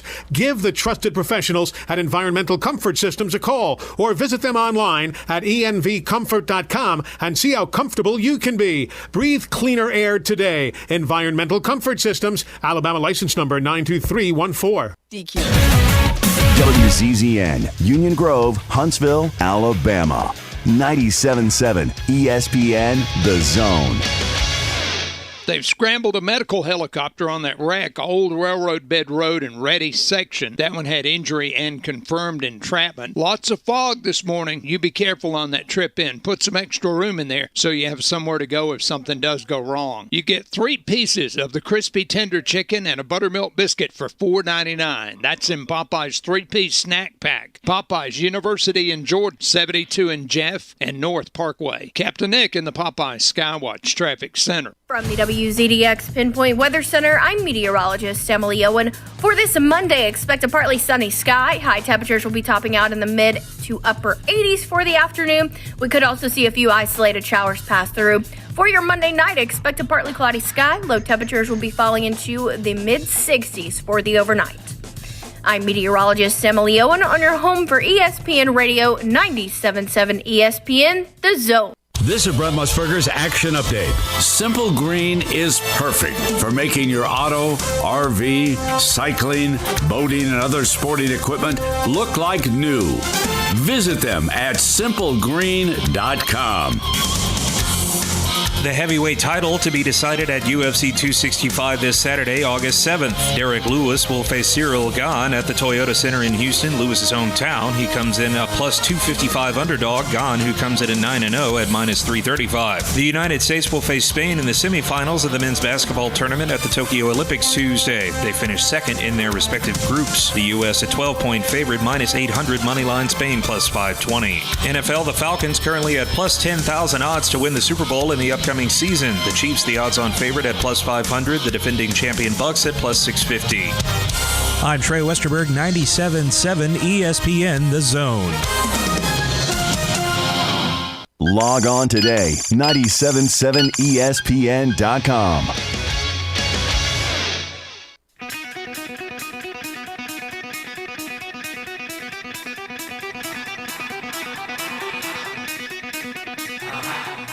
Welcome to Talkin Ball with Scott Tyson and Drew DeArmond. Call into the Neighbors Wealth Management Hotline now, 256-576-4977. That's 256-576-4977. Now, here's Scott and Drew. It is hour 2 of Talking Ball on 97.7 ESPN The Zone. We welcome you in 256-576-4977. That's the number to get a hold of us on the Neighbors Wealth Management Hotline. You can do some good, the bad, the ugly from over the weekend. Not a lot of stuff really going on at this point of the year for good, bad, and the ugly. But if you have something, you can go ahead and give us a call. Now, last week, I know, Drew, you and Steve talked a lot about the fact that the Big 12 and throwing shade at ESPN and all that other stuff about tampering with the conference and trying to melt it all down and go away and all that. You suck. You don't know how to handle it. You had a bad business model. Your league didn't work because 2 of the teams got all the money, you buffoons. It had nothing to do with the ESPN tampering. It's because the dadgum league was teetering the whole time. Well, because of all of that stuff that happened, the Texas, Oklahoma going to the SEC, and Bob Bowlesby throwing ESPN under the bus, and ESPN responding to throw Bowlesby under the bus. Ohio State Athletic Director Gene Smith, who right now, I mean, he is one of the most powerful athletic directors out there in the country. Greg Byrne probably nipping at his heels, I would imagine, possibly getting there. But Gene Smith is probably one of the most. He says, Drew, that because of the uncertainty in the environment of everything that has gone on in college football with Texas and Oklahoma all of a sudden bolting to the SEC, he says we need to evaluate the landscape of what it's going to look like. We still need to evaluate the 12-team playoff. He says right now, Drew, we don't need to rush into it when there's legitimate concerns that need to be addressed. Gene Smith right now says we need to put on hold all of the college football playoff expansion talk right now. We do not need, basically alluding to, we don't need the 12-team playoffs right now because there's other issues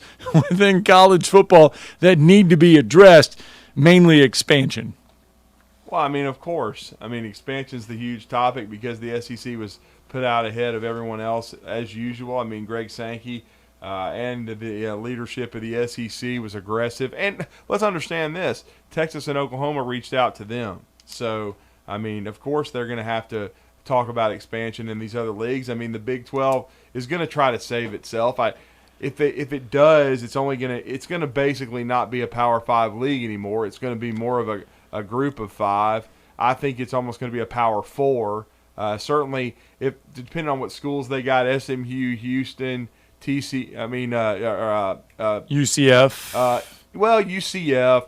But I think UCF, they almost want to stay in the AAC because the AAC's strengthening their position. Would the AAC be stronger than the Big 12? I mean, I would think so, no question about it. But I mean, with what they're losing. But I was going to say Tulsa, but okay. Depending on who the Big 12 added, Houston and SMU would be obvious ones, I think.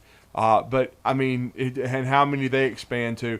They'd be a good basketball league, but I'm not sure they're going to be able to hold on to Kansas and to Baylor because I think there's going to be a lot of other leagues being aggressive and trying to woo them. I still have a lot of questions about the long-term viability of the Big 12. All right, so that is that. So I guess you could say 256-576-4977. Should we just pause on the college football the playoff expansion talk and postpone that for a little bit rather and focus just on conference teams expanding? Now, other athletic directors, Drew, are calling for, in 2025, college football's playoff rights come up with ESPN. I guess it was a foregone conclusion that ESPN would probably pick all that back up again. They would be the major player. They hold pretty much all of the rights to college football at this point. They are the most powerful network in college football. There's other ADs now saying, hey, let's open up this college football playoff television rights to other networks. Let's let other networks get involved in this, not just ESPN. Obviously, that is fallout from the Big 12, SEC, Texas, Oklahoma stuff. Yeah, that's what it is. It's complete fallout from that, and that's something we're going to have to monitor going forward, no doubt. So do you think, will ESPN have those rights in 2025? We'll have to wait and see. It'll be interesting to find out what's going on. I wouldn't bet against them. Yeah, I wouldn't either. The other big thing, and I saw this, Drew, Quinn Ewers, the number 1 quarterback recruit. South Lake Carroll High School in Texas. Yeah, is pondering skipping his senior year of high school right now. I think he's got about a week to make his choice because he could get up to 7 figures in the NIL, in name, image, and likeness. There are already businesses that want to get on board with him. Texas high school obviously does not allow name, image, and likeness, nor does any other high school athletic association, I think, across the country. He is contemplating skipping his senior year of high school. Now, his parents say he needs 1 more English class to graduate and early enroll in Ohio State this class. Not wait till next year, but get in at Ohio State now so he can take advantage of name, image, and likeness. I think he needs to take advantage of playing football instead of name, image, and likeness. You hadn't done crap. Okay, I don't care if you are the number 1 quarterback in America. I've seen a lot of quarterbacks bust. There's no guarantee that they're going to succeed. Right. So, in other words, I know if you're that good, the name, image, and likeness is going to be there. So stop worrying about, getting your brand out there and your in individual stuff, and play with your high school team and try to elevate them and win a championship, and stop thinking about yourself. That's basically my advice. Because a lot of times kids are not ready for this reclassification.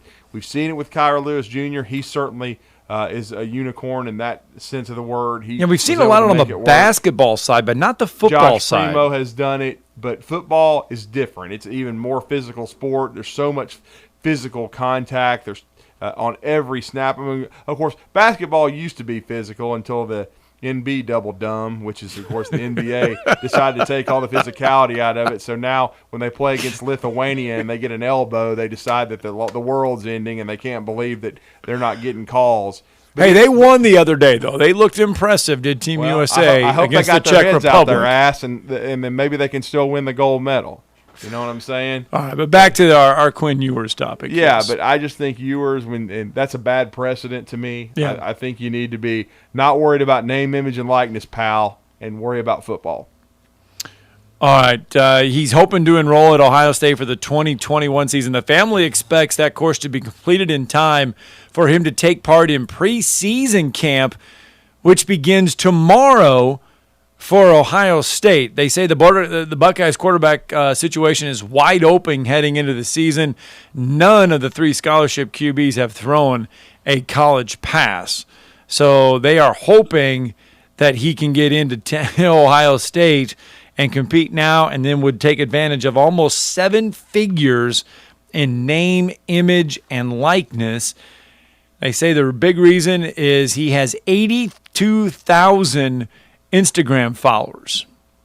So that is one of the big reasons why he's hoping to get into Ohio State right now, so he can take advantage of everything there, which could create a very slippery slope for a lot of high school football players, because basketball, Drew, there's the G League that they can go to, that buffer zone right out of high school. They can reclassify. If they want to be a pro, they can get paid from the G League. They can go other routes. Football doesn't have that. There's no route for you to go. You're either going to go straight out of high school to college. That's it. Basketball at least has that buffer zone before you go to the pros. Football doesn't have that. No, it doesn't. So imagine a 17, late 17-year-old reclassifying, trying to go play high school or college football, not just college football. We've already seen some football players do it. I'm not. But saying at the highest level, though, it's not going to happen. I mean, we saw a young man do it for North Carolina last year for Mac Brown, and he played some. But I still think it's a huge jump, and it's a to me, a perilous one, and because of the physicality and the development, physically and emotionally in football. And look, what have people been just preaching about? Mental health. And so to me, I think you need to be a high school athlete. You need to play 4 years of high school and then take that step to, go into Ohio State and having a chance to win the battle. Now, I know what Quinn Ewers is probably also looking at. He's probably looking at the fact, as you just said, the other 3 quarterbacks haven't taken a snap. Let me tell you something. You didn't go through spring. You ain't got a chance in hell of being the starting quarterback as a true freshman unless a couple guys get hurt. 0. Or unless they go out there and stink, and then if they do, Ryan Day better just worry about his job security because he's supposed to be a genius. So even though Alabama whipped his ass. So camp starts for Ohio State tomorrow. Camp should start for Alabama and Auburn this week as well, too, right? Yes. They are both going to start this week. At the end of the week, I believe. Both Alabama and Auburn are going to get cranked up. So, yes, fall camp is going to be upon us in 100-degree heat. Yes, but we're ready for it. So, starting this week, I believe we have football now going all the way till the Super Bowl. So, football is finally back, and people have been clamoring for football. Now, coming up later this week, we do get the Hall of Fame, the Pro Football Hall of Fame enshrinement going on in Canton, Ohio.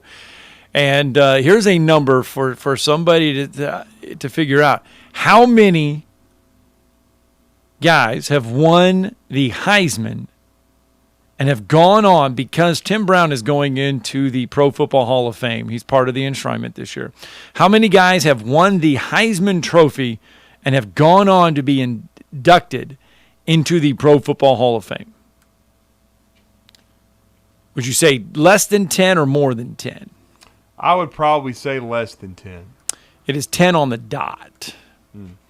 It's an amazing number. The 10 players who have landed in the Pro Football Hall of Fame and have gone on to win the Heisman: Doak Walker, Paul Hornung, Roger Staubach, O.J. Simpson, Tony Dorsett, Earl Campbell, Barry Sanders, Charles Woodson, and you got Tim Brown, but you got Marcus Allen and Campbell, Earl Campbell, I believe. Yeah, you said Earl. Oh, yeah, those are the guys. There's 10 guys that have gone on to win the Heisman and be enshrined into the Pro Football Hall of Fame. That is an amazing. Paul Hornung never should have won the Heisman Trophy. That's a joke.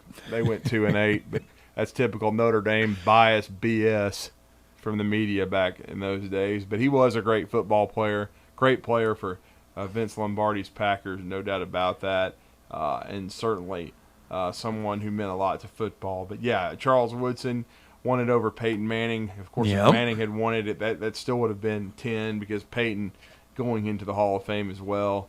And, very well, deserved honor.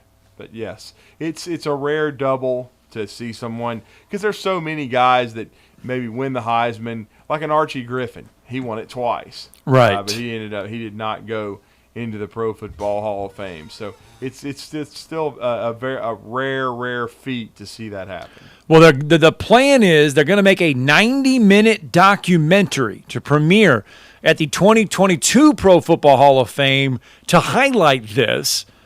And there is one guy that will not be allowed to participate in all of this, and that is O.J. Simpson. All other 9 guys that have won the Heisman and gone into the Pro Football Hall of Fame will be a part of this documentary, except O.J. Simpson. He will not be a part of it. Tim Brown is serving as the executive producer, and all remaining living members did not hesitate to get involved. They just did not ask O.J. Simpson to be involved in it. Wonder why. All right, we're continuing to watch Olympic baseball this morning. Team USA taking on Japan. I believe it's the top of the 8th inning. Japan is threatening. Yes, bottom of the 8th inning. Japan with a runner on third. Nope, there we go. We're out of the 8th inning. USA holding on to a 6-5 lead over Japan. This is the knockout stage. They call it round 2. It's the knockout stage. So USA trying to knock out Japan as they continue on a quest to win a gold medal in baseball. Did not get it in softball. Got a silver in softball to Japan, trying to get a gold in baseball. So yeah, and I think that was David Robertson who was in there that just got that big strikeout, former University of Alabama closer, and went to Paul Bryant High School, and of course has had a long major league career closing. But I believe he just got out of that jam. That would be, you are correct. It is David Robertson. Yep. It was his old hammer. He's always had a really good curveball, and he has had a great major league career. He was drafted in the 17th round of the 2006 draft by the Yankees. Mm-hmm. His 12-year big league career, he appeared in 661 games. He had 137 saves for the Yankees, White Sox, and Philadelphia Phillies. So you are right. David Robertson, one of the free agents that is playing. Edwin Jackson is another one of the free agents, as is Todd Frazier. Is also there. Mike Scioscia is the manager.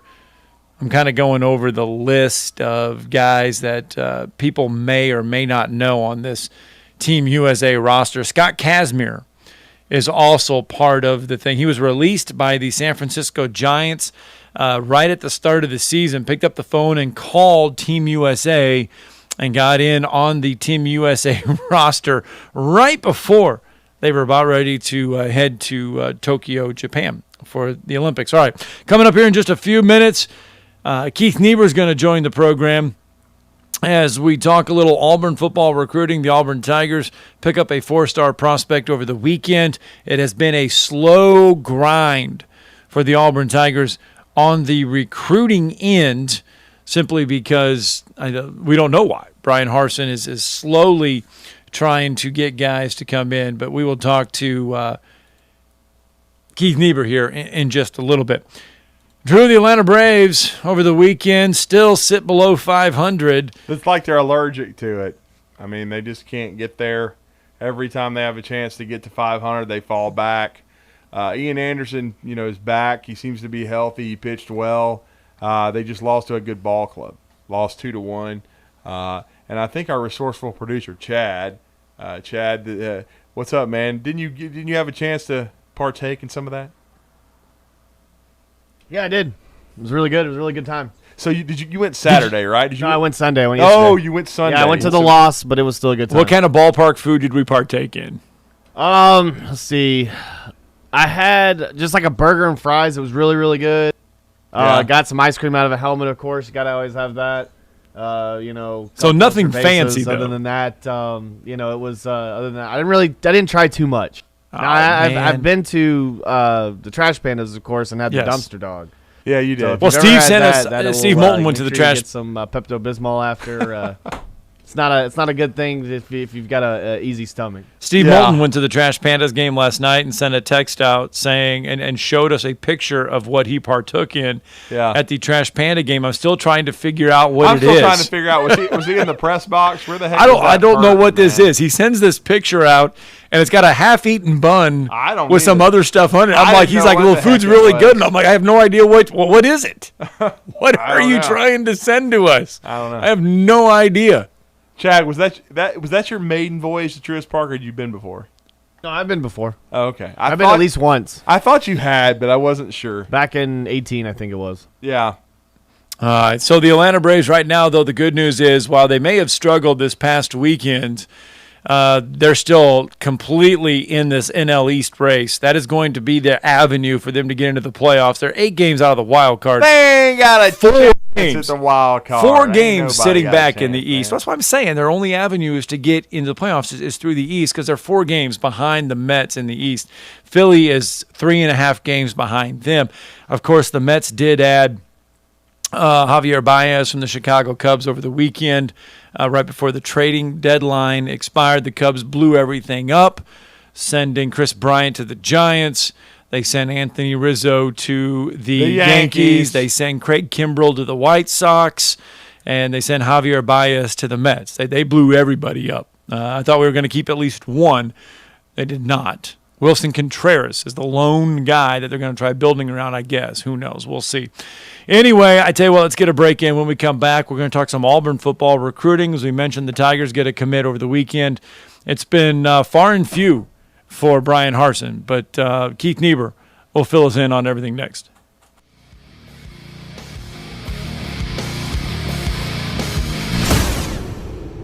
You're listening to Talkin Ball on 97.7 ESPN, The Zone. Just got a wreck at Pulaski Pike in Oakwood. That one's coming in with possible injuries. Eastbound on University near Enterprise, got somebody hurt there. And still working on Old Railroad Bed at Ready section. That one had injury and entrapment. The Somnodent from Dr. Sandman's insurance approved for sleep apnea and for snoring. It's an easy-to-use oral device with no mask and no hose. 350-CARE or RandallSandlin.com. Captain Nick in the 72 and Jeff Popeye Skywatch Traffic Center. I struggled with symptoms like frequent gas and stomach pain for years. I was bloated all the time with daily diarrhea. At first, I thought it was what I was eating. I kept thinking it was stomach issues. So I did my research and talked to my doctor, and we finally uncovered the truth. It was actually EPI. Exocrine pancreatic insufficiency, or EPI, is a condition where your pancreas is unable to help break down your food. It can lead to symptoms like diarrhea, gas, bloating, stomach pain, unexplained weight loss, and oily stools. And EPI symptoms can be confused with those of other common digestive conditions, like irritable bowel syndrome, Crohn's, and celiac disease. So getting to the right diagnosis meant being more open with my doctor about the severity of my symptoms and how often they were happening. But there's good news. EPI is manageable, so don't wait any longer. Use the symptom checker at identifyepi.com and schedule a visit or call with your doctor to ask, could I have EPI? Sponsored by AbbVie. Have you got your tickets yet? Single game tickets for the Rocket City Trash Pandas full season are still available. Every Friday and Saturday night at Toyota Field ends with fireworks, and after the completion of every Sunday game, kids get to run the bases. You can reserve your spot at Toyota Field for any of the remaining Trash Pandas home games right now. Go to TrashPandasBaseball.com to get your tickets while supplies last. Trash Pandas Baseball. Ignite the season. If you're ready to lower your utility bills, it's time to call Eagle Insulation. Eagle can handle it all. Attic re-insulation, insulation removal, wall insulation, and new construction insulation, commercial and residential. Our primary goal is to save you money, and lots of it. Typical clients realize their return on investment within 3 to 6 months. That means the re-insulation actually pays for itself and then some. See if we can help you. Contact Eagle Insulation today, 256-755-1556, or log on insulatewitheagle.com. Chapman Commercial Realty, your source for Alabama commercial real estate. Chapman Commercial Realty has the experience and expertise you're looking for when making commercial real estate decisions. If it's office space, retail space, investment property, or project development, Chapman Commercial Realty is your answer. Call Bill Chapman today at 256-656-8413. That's 256-656-8413. Or find them online at chapmancommercialrealty.com. What can you expect when you shop for a firearm at Bullet & Barrel? Expect great prices. We specialize in quality over quantity. Expect great service. Our professional sales staff is never pushy. We won't talk you into something that doesn't fit your needs. You have the right to make a smart, informed decision. Expect Bullet & Barrel, Alabama's only 5-star indoor shooting range, to support you after the sale. Bullet & Barrel, 3252 Lehman Ferry Road. Like or follow us on Facebook. Come see us soon. At Bryant Bank, we believe your goals are worth chasing, and every step along the way is worth celebrating. From your hopes for the future to the challenges that keep you up at night, we're here for you. Bryant Bankers put care into action to help you live legendary by stepping up when you need us most and doing what's right, even when no one is watching. Come experience a local bank whose people greet you by name and treat you like family. Bryant Bank, member FDIC. And now, a man who knows what you ate for breakfast. Time now for the biggest thinker of them all. He knows it all. He is Drew DeArmond. Listen to Drew and Scott Theisen weekday mornings. It's Talkin Ball on 97.7 ESPN, The Zone. This is Eli Gold, voice of the Alabama Crimson Tide. Now more of Talkin Ball with Scott Tyson and Drew DeArmond on your home for Crimson Tide Sports 97.7 ESPN The Zone. Roll Tide. It is 8:26 on a Monday morning, and we mentioned before the break, Auburn picked up a 4-star commitment over the weekend. Brian Harsin starting to add some names to that commitment list. Yes, he is, and they got a big commitment this past Sunday, yesterday. And our next guest, who's been working tirelessly, always does, but especially with Big Cat Weekend being in the rearview mirror, a lot of reaction from that, a lot of recruiting momentum. He talked about that last week. But we always enjoy catching up with our next guest. He is a recruiting reporter for 24/7 Sports, an Auburn undercover, and a golf aficionado, and that is Keith Niebuhr. Keith, welcome back. Good morning. You were Drew and Scott. Yeah, hey, can you guys thank Eli Gold for doing the intro for me? That was great. Well, before we get into the football, I've got to ask you, though, I know you stayed up to watch it. Our golf analyst, Charlie Plott's been high on this dude, but Xander Schauffele kind of finally breaks through and wins gold for him individually in the Olympic golf. Yeah, my body's still catching up. I mean, like these days, I'm a late night person, but usually I'm in bed by 1:30 or 2. Yeah. But that night was 3:30 or so. But I kept thinking about Xander Schauffele. What it was his time. I mean, this guy's been so close, and he's only got like 4 or 5 PGA Tour wins, but he's always in the hunt. He's almost always in the hunt at the majors. And I remembered a quote, and I couldn't find it. I looked so hard because I wanted to sound smart. But one of my favorite golf announcers of the past was a guy named Steve Melnick, who was a former pro player and then announced the Masters for many years and was part of the CBS crew. And he was the American version of Peter Allis, the great Brit announcer. He was so eloquent. And there was a clip in the 86 Masters, 1986, the one won by Nicklaus, when he was trying to define Tom Kite. And Kite was kind of the Xander Schauffele of the era, the guy that just couldn't break through. He finally did when he won the U.S. Open in '92 at Pebble Beach. But this was the mid-'80s, and he was basically saying that this guy's game and temperament and skill and everything he did, that it almost demanded that he win majors at some point. But he said it in a way that was much more eloquent than I could have. And I just couldn't find it. I went back. I actually simulcast. I watched the Olympics while I watched the 86 Masters on a separate screen at the same time. That's how much I love golf. But it was awesome for Xander. And he almost gagged coming in, but he didn't. And he didn't completely fall apart. And so hopefully the next time he's in a position like that, he'll be more comfortable and hit better shots, and it won't be as much pressure on him. But congrats to him, man. I mean, and it was exciting because with guys not playing for paychecks, just playing for medals, we saw what they're really capable of on Sunday. In a normal PGA event, they're not firing at flags if they're 14th. They're just thinking, all right, let's just finish in the top 10, let's get a check, get some FedEx points, and move on. But these guys were trying to win bronze. And think about how many guys you saw shoot mid-60s or lower to get into that bronze hunt. It was very exciting. You could argue that the play was better on the final round than of any major this year. Keith Niebuhr joining us on the Neighbors Wealth Management Hotline. I know you had your hands full with Auburn recruiting, but did you pay attention, though? Did you watch the playoff, though? Did you try to balance watching the playoff for gold, which went on and on and on, or for silver or bronze, I believe, and then try to balance that with watching some Auburn recruiting? No, I checked out after Xander won. I just couldn't have anymore. Because there's a lot going on. Well, remember, I had a commitment the next day. Yeah. That we knew was coming. Jason Caldwell, who works with me, did such a great job putting together Caden Story's commitment video. And Caden picked a 4-star defensive end who committed to Auburn yesterday. Caden picked August 1st because that was the date one of his closest friends and former teammates had died in a car accident, I believe. Mm-hmm. And Caden had long told me that was his brother. So I actually thought, he had a brother die. No, it was just somebody he was so close to that he considered like a brother. Yeah. Yeah, and but emotional tribute. But for Auburn, it's significant. I know you're going to get into this. I'll just let's go right there. But for Auburn, it's significant for a few reasons. One, look, perception, man.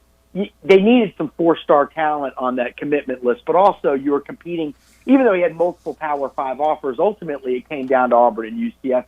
And the reason being because he was so close with the former Auburn staff, all those guys who are now at UCF. But it was always going to be Auburn, let's be honest. UCF gave it a great run. They expected him actually to visit Friday, believe it or not. So UCF knew when he canceled the visit Thursday night that it was completely over, although they had hints over the last couple of weeks it was probably going to be Auburn. People don't want me to talk about UCF, but, Power 5 versus non-Power 5, it was kind of a no-brainer, but also local kid, another in-state kid. They need more of those. They've got to become more of a threat in-state and can't just let Alabama just take anybody and everybody they want every year in-state. That's not sustainable. So in that regard, it was pretty big. Now, obviously, Bama didn't offer him, even though his brother plays there, but the kid had a lot of good offers. Good upside, 6'4", 264, 265 pounds. Could play outside, defensive end, strong side. He could play inside. It's going to depend on how much more he grows. But you watch his video, and he's dominant. Now, he's going up against kids a lot smaller than him. But that's the case with most of these high school guys that are signing with these SEC schools. That's not special to him or unique to him. But, good get off on the ball on the line of scrimmage. Super athletic for a kid his size. Might need a year or two of seasoning. I mean, who's really ready to come in and do a ton on the defensive line in year one? You better be special. He could, but I think he's probably a year, probably a year seasoning. But when you look at it from multiple angles, it's just big for Auburn. You hate to say must get, but you can't lose a guy 25 miles away. You know what I mean? You can't. That can't happen if you want to start building yourself up again. Well, and it's pretty amazing too, because we've seen it in the years past with the Rogers brothers, Lamar Rogers, and then of course his brother Michael. Lamar went to Auburn, and then Michael went to Alabama. So we've seen families where it's a rare occasion, but that end up on each side of the rivalry. I'm surprised it actually doesn't happen more, but because there's things that have to happen. First of all, a family has to have two kids good enough to play two schools. So that's what makes it more rare than anything. But, a lot of times you get those sibling rivalries, you know what I mean? And then also schools have different needs. Schools absolutely have different needs. Hey, my school, Bama may need an offensive tackle. Auburn may not need an offensive tackle in a cycle. So you just never know any given cycle how it's going to turn out. Obviously Auburn's got Tyler Fromm on the team. Tight end. His brother was Jake Fromm, the former Georgia quarterback. But you're right, you don't see it every day. It's kind of cool. It'll be fun for the family because, Auburn and Alabama both play great schedules, but they don't always play great teams every weekend, right? Now, you can talk about how great the SEC is, but you still got some of the non-conference games and then teams in the SEC that are struggling in any given year. But now you've got two teams in the SEC West where you're going to basically get to take your pick of the best games each week. That family is going to be living on cloud nine. No question about it, Keith. And I know, as you said, this commitment was coming down the pipe. You knew that. Actually, Drew, can I interrupt you for a second? Sure. Go ahead. Yeah, I just thought of this. Think about the NIL marketing opportunities now for this family. Yeah. I mean, seriously, now they both got to play, maybe not. But, down the line, gosh, I mean, an Auburn kid, an Alabama kid in the same family. I wonder if that went into it. It never crossed my mind until just now. But, that might be something. Obviously, again, Bama didn't offer, but that could be something that they could really, guys, TV, radio ads. It's just, there's one thing I know is football is pretty important in the state of Alabama. You ought to be able to market that. So that'll be interesting to watch. Well, I've got and now that'll piggyback off of the NIL. Yeah. Scott and I talked about this earlier in the show. What is your thoughts on the Quinn Ewers situation where he may be we've seen some kids reclassify. We saw some last year in football, but it doesn't happen as often as basketball due to the physicality and the physical development. But Ewers, it looks like he's trying to capitalize potentially on this NIL and throw his name in the mix at Ohio State for the quarterback job, even though I don't think right now that he would factor in that race. Yeah, you're right. I doubt it either. But also, you lose that year of development. Yeah, agreed. Yeah, you'll be working with the coaches and stuff. But during the season, they're really focused on the top couple guys. You're not going to get first string reps. Now he'd be out there. Look, it's valuable. I mean, it's valuable either way. You can get better with the scout team. Don't get me wrong, but I don't know. part of me thinks, it's a good idea, and part of me doesn't. I mean, on the one hand, if you have a chance to make that kind of money, people are calling him a generational talent. Talk about the most overused word in recruiting right now. I need to tell some of my people in this business, you can't have multiple generational talents each cycle. That goes against, that defies the definition, but we don't know how good he's going to be. So it's kind of like that minor league baseball deal. Do I go to college or do I take the money now? I can always go back to college if I don't make it. I mean, there's no guarantee. This guy may be the number one recruit in the country. That doesn't guarantee anything at the next level. So I don't know. I'm kind of torn on it. The other thing I think about is I wonder if these companies that are willing to pay this kind of money, if in 3 to 4 years, if it's still going to be there. In other words, one thing you notice in sports is that the big companies sponsor arenas, right? They put their naming rights on arenas. But do you notice they change names every 3, 4, 5 years? Yeah. Nobody seems to sponsor it twice. And it's kind of like an ego thing, and they realize, okay, we're not really getting a lot out of it, so it's somebody else's turn to throw away $5, $10 million. And I wonder if these companies are going to, how much they're truly going to get. In Ohio and Alabama, they might do pretty well. Who knows? They might get a good return on investment. In some places, maybe not. I don't know. We'll see. It remains to be seen. But I don't know. That's a decision for him and his family. That's tough, man. It's tough because the money, you just never know. What if you get injured and you never have a chance to make it again? Mm-hmm. But then you're throwing away high school. I mean, those are your friends in high school. This is the last 4 or 5 months. You may, if he's going to be an early enrollee, and then you go your separate ways. But a lot of us all divert back to our high school friends later in life. I mean, these are the people you're closest with, and so that you give up a little bit of that, or hey, it's just 3-4 months. Who cares? I mean, you can look at it for every argument for it. There's a great counter against it. So I don't know. What do you guys think? Well, Keith, I want to get back to Auburn real fast. They get Caden's story, and lots of times when that happens, I know a lot of Auburn fans are very anxious to see more names.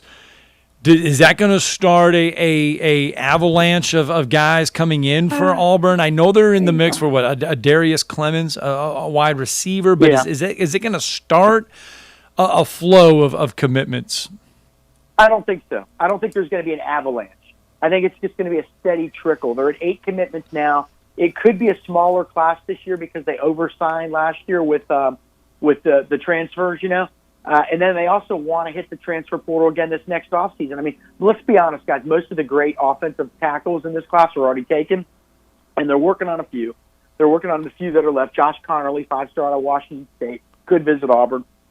But that's a little bit of an uphill climb. So they need to keep some spots open for transfers for next year, too. So it's going to be maybe a little bit of a smaller class. I think it's going to be like a guy to watch this week on the 4th, which, that's going to be Wednesday. Jacoby Albert, 3-star safety out of Fairfield. He's going to announce. He's right at the 4-star line. He almost is a 4-star. Auburn, Maryland, Michigan. It's probably an Auburn-Michigan battle. We really like where Auburn sits there. But after that, I don't know who could be next. Amari Kelly's a guy we're watching now. I mean, obviously Bama is too. A receiver out of Hewitt-Trussville. I just think it's going to be 1 or 2 a month for the next few months, quite frankly. I don't think it's going to be this avalanche. Well, and then with Darius Clemens, he's got I think it is encouraging. You never know though with the kid that at the top of his Twitter account he's dressed in an Auburn uniform. I know he put Auburn in his top 3. Do you think Auburn's in the lead there, or how's that race? I don't. But okay, so I'm always negative Nancy here. 4-star receiver. So 4-star receiver, tall kid out of Oregon, number 1 recruit in the state of Oregon for 24/7 Sports. He officially visited Auburn, Southern Cal, and Penn State in June. Looks like Southern Cal's out. We've been writing that for about a month, and it turned out we were accurate. It's down to Auburn, Oregon, and Penn State right now. That's his top 3, probably his final 3 again.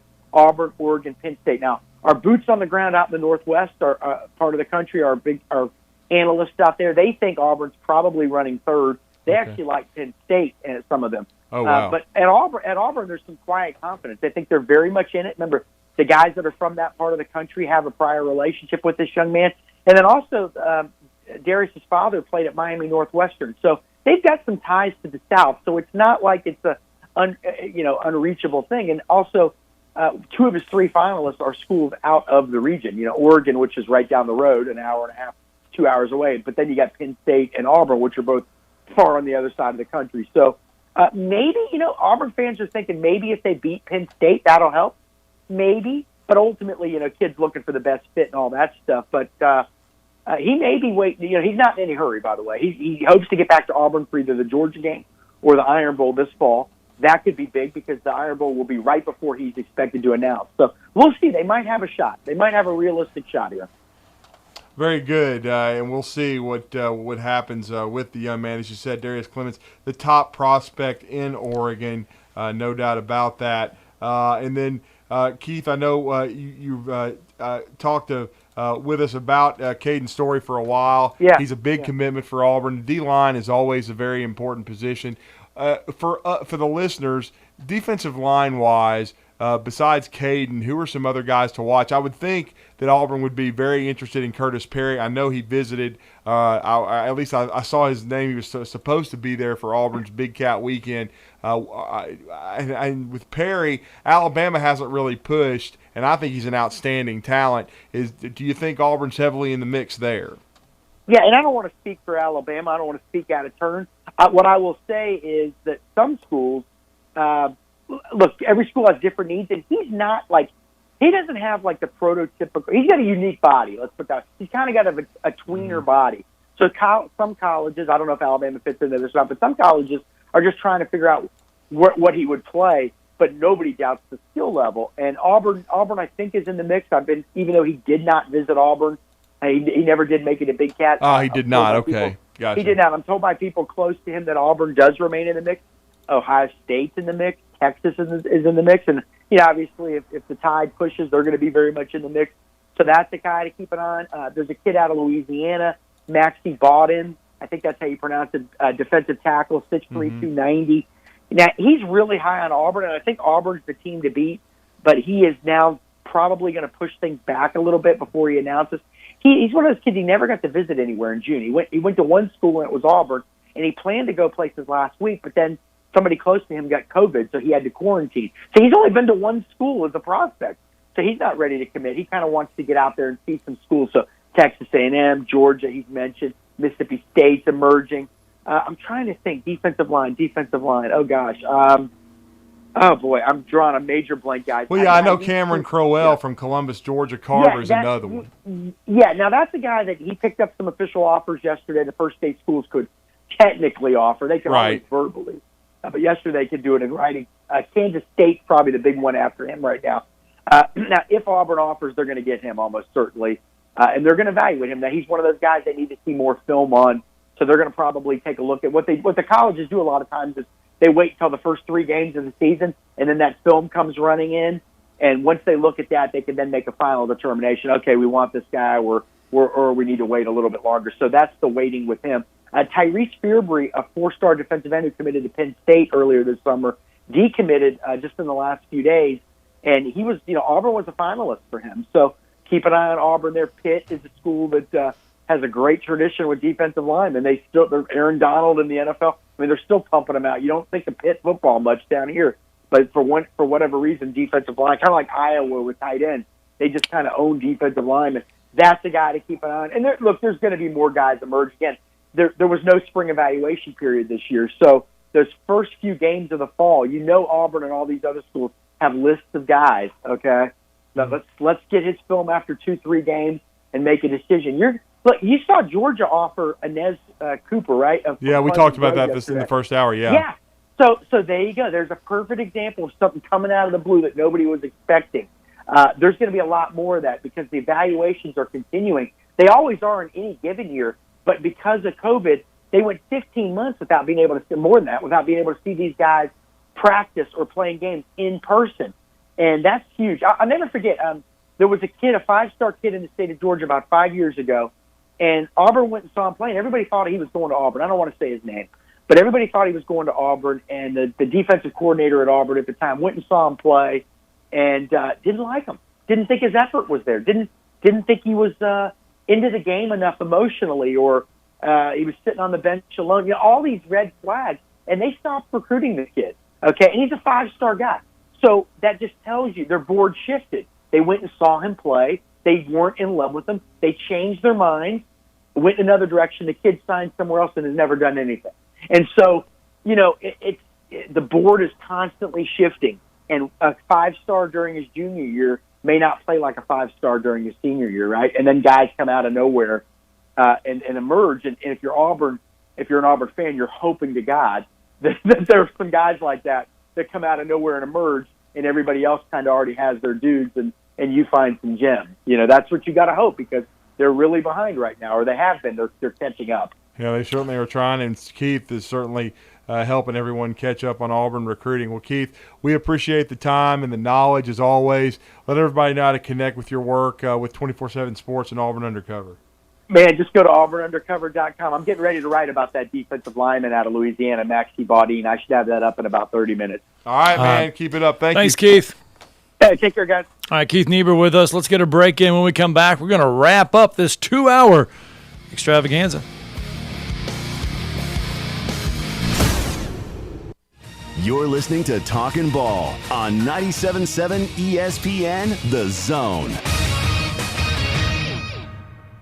Got a new wreck, Pulaski Pike in Oakwood. That one had injury and entrapment. They got 3 injuries, one of them possibly life-threatening, so they're going to do a full investigation. Eastbound University near Enterprise, an accident with injuries, and that one at Old Railroad Bed in Ready section is west of the intersection. One person gone to the hospital from it, trying to get it cleared up now. From routine care to heart failure, Dr. Randall Burns and the team at Huntsville Heart Specialist have the expertise to care for all matters of the heart. Captain Nick in the North Parkway Popeyes Skywatch Traffic Center. Braves baseball is celebrating 150 years, and this 2021 team is looking to kick down the door and make this season one for the history books. Swing and a fly ball hit left toward their bullpen. Are you kidding me? Another pinch hit homer. Your new home of the Atlanta Braves. Hit high in the air to deep right center field. We are tied! 97.7 ESPN, The Zone.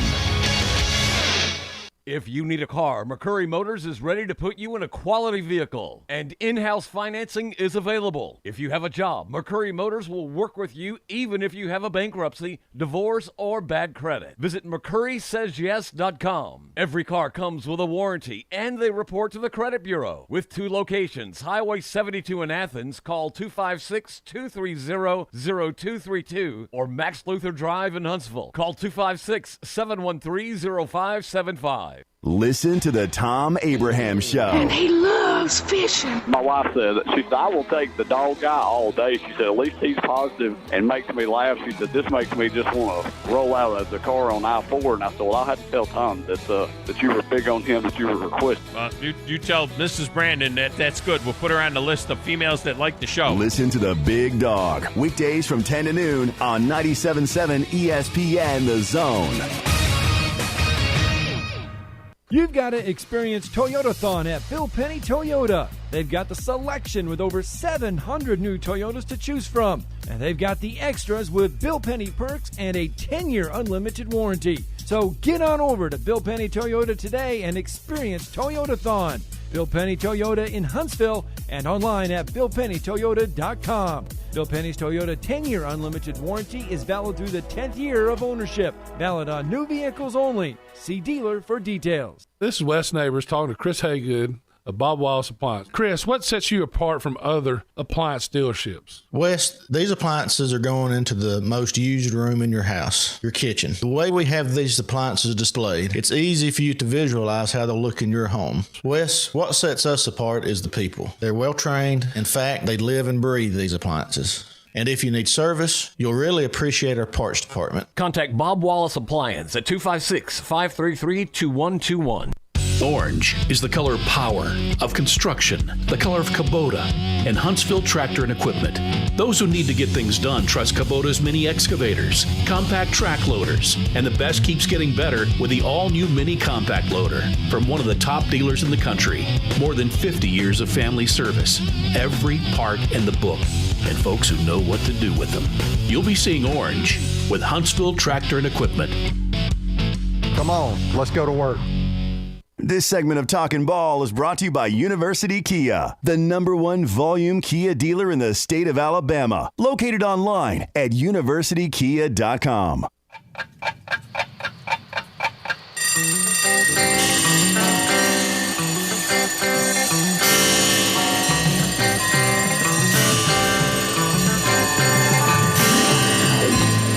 It's time for tomorrow's headlines today with Scott Theisen and Drew DeArmond on 97.7 ESPN The Zone.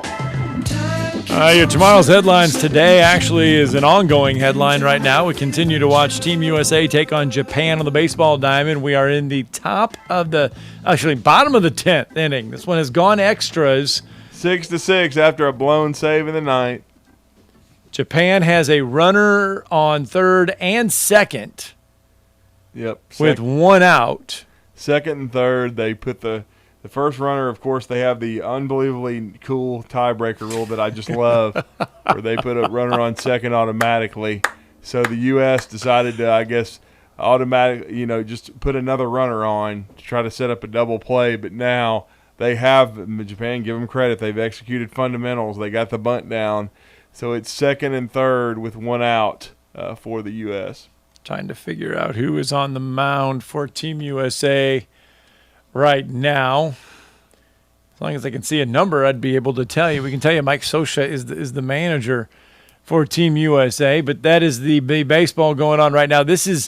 I called it the knockout stage earlier, but it appears that it's double elimination stage. So if Team USA would slip up today, they would have to win again to make it into the semifinal round for baseball. And then I believe it's just like the old days when baseball was back in it pure.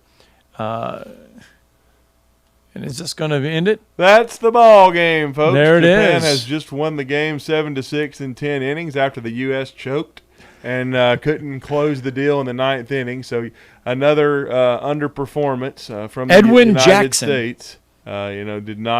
It did not go well. They did not finish. So now, as Scott said, they're going to have a long path to trying to win a gold medal. But the U.S. softball could not close out Japan. Neither could the U.S. So that carnage continues as they underachieve. 256-576-4977. That's the number to the Neighbors Wealth Management Hotline. You can get in on the show this morning. Just a few minutes left here in the show. One of the big topics, Drew, is 8, 9, 10-game seasons for the SEC. Andy Staples releasing this just a few minutes ago that various SEC schools did confirm this weekend that a 9-game conference schedule is one of the possibilities the league will consider as it works to work in Oklahoma and Texas. They don't know how it'll look, but the 9-game schedule appears to be, they say everything is on the table, but the 9-game schedule appears to be where we're headed. Yeah, I think that's where we're headed, no doubt about it. And I think it makes the most sense. I think the pod schedule situation makes the most sense, where you have 3 opponents in a pod that are your permanent ones. You still have division races in the East and West. Going to have to, I think, seriously consider revamping those divisions and making everything right geographically. I think that's what really gives that's the opportunity that this provides with Oklahoma and Texas coming into the SEC. All right, 9 games for the SEC, something to keep an eye on. Something also to keep an eye on, head to 977ESPN.com, click on Zone Deals. You can get $50 worth of food for $25 to Bubby's Diner right there located on Whitesburg Drive. Some good food. We have partaken in that food from Bubby's Diner. It is good food. It is. It's really good over there at Bubby's, and take advantage of that deal. I think we were at, 21 this morning? I think so. We're right around there. So 2/3 of them are already gone. So get it while you can. It's not going to last. You keep coming closer. You're moving, so now you're getting closer to Bubby's Diner. See? Yeah, still in the middle of a move. Certainly, it's never easy. But really worked up a sweat yesterday. Did a lot. Got some things accomplished. Still trying to get moved, though. So you're not going to move anytime soon again, are you, though, after this? You're done with this one. I You're always going to explore your options, but move is tough. I like where I am. I like where I'm going to be. Yeah, so, good. Some really good folks there, and just need to get everything situated, but looking forward to it. All right, just about a minute left, 256-576-4977 if you want to get in on the show this morning. We have talked a lot about the college football. We've talked a lot about everything. There's some NFL training camps ongoing. Bill Belichick talking about Cam Newton, talking about his starter. And I had to backtrack a little bit on naming Newton as the starter. Here is Bill Belichick real fast. Do you have an ideal time frame for naming a starter to help you get ready for the season? No. Well, I mean, Cam's our starting quarterback. I think I've said that. So that seems a little different from the other day, because you said the other day everyone starts from scratch. But that's right. Everyone does start from scratch, and again, we all have to reestablish ourselves, and that goes for a lot of other players that you could name as well. That I'm sure in your mind you think they're starters, and maybe they are starters, and they probably will be starters, but they all have to reestablish their positions. There you go. Bill Belichick kind of walking back his statement a little bit about Cam Newton being the starter. So it's just something to keep an eye on as NFL camps kind of get underway. I think Mac's been more impressive in the practices so far, but again, it's not a game. You got to go out, you got to play exhibitions. You got to earn it, but certainly I think Mac is pushing a little bit. All right, guys, that's 2 hours. 2 hours just like that in the books. And we'll be back at it tomorrow morning, Tuesday morning, right here in studio, 97.7 ESPN, The Zone's Talking Ball. Make sure you check out The Drive later this evening. Make sure you check out the Tom Abraham Show as well. But also, folks, make sure you visit 97.7ESPN.com. Click on Zone Deals. You can also click on Local Sports Stories. Click on our YouTube video page there, SEC Media Days full recap. We've got it all for you. Make sure you enjoy your Monday. School starting back on Wednesday. High school football practices, Drew. You ready for those?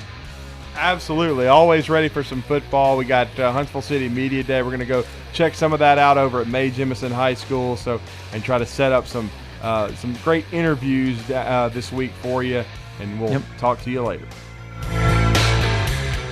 This is Wes Neighbors.